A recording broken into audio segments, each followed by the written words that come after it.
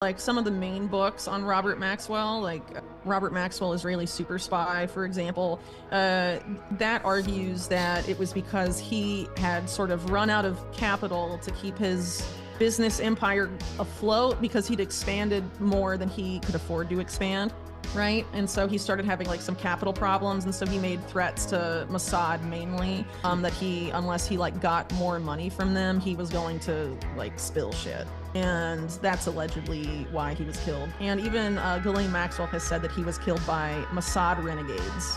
So that's what she thinks. You know, Gordon Thomas had like a very long conversation with Rafi Eitan, who's the guy that was like handling Robert Maxwell and Promise, handling Jonathan Pollard. I mean, really running all of this shit.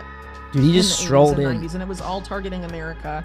Rafi Eitan just put on a disguise and strolled in and stole Promise software. Allegedly. That's what the Gordon Thomas dude says. Yeah. Like a glasses, well, a mustache? there's multiple sources attesting to that, like including the guy that created Promise, Bill Hamilton. Was Promise the stuff that like they could just go into all your? It was like the first thing that like crunched all your data together, and they could just take like all of your emails en masse. Basically, the early version of what Palantir is today. Oh man, Palantir's another freaky one. It's a direct line from Promise to Palantir. Yeah, so they had this other thing that they wanted to start called the TIA. Can you explain it?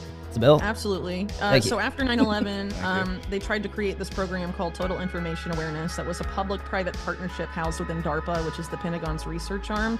The guy they tried to put in charge of it was John Poindexter, who's one of these guys from Iran-Contra. Probably the highest-ranking guy prosecuted for Iran-Contra, but then he's pardoned by Bill Barr and whatever. And he's considered to be the godfather of modern surveillance. And Poindexter was going to run this program, TIA, where basically they were going to data mine and like suck up everyone's data and then, you know, analyze it and look for patterns and whatever. And so it was basically always intended to have this pre-crime functionality, but they also had like sub-programs, like one called biosurveillance, that were about like detecting pandemics before they happen and all of this stuff. And a lot of that same technology that was proposed under TIA was actually implemented during COVID by HHS. Dude, they started oddly this enough. Way back.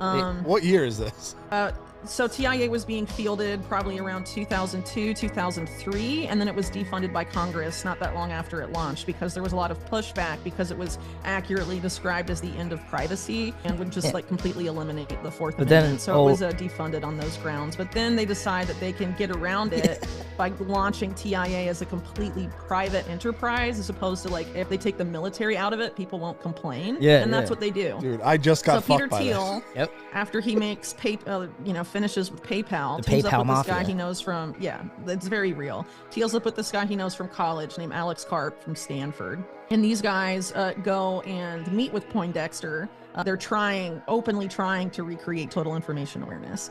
And they started creating Palantir as TIA was coming under a lot of pressure. So when TIA first came under pressure, they changed their name from Total Information Awareness to Terrorist Information Awareness. Exactly. To be like, oh, we're just hunting for terrorists, even though they like obviously were like, we want it all, you know? And like literally the logo of TIA, of the program, was like an all-seeing eye pyramid, like beaming out of the eye, the whole planet. Palantir. Like we're watching the whole planet. I mean, Bill just saw Lord of the Rings. Information. Yeah, I just watched all 3 Lord of the Rings extended editions. Not that it's a big deal.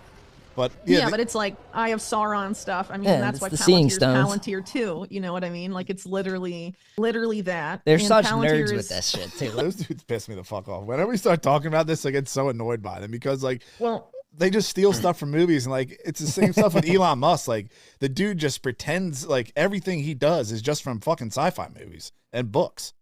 But like they have like legit effects on everyone. In the book, like Whitney writes about this chick Melanie Walker, which will blow your fucking mind. This chick she was like one of Ghislaine's henchmen, and then she's a World Economic Forum chick. She's a neuroscientist.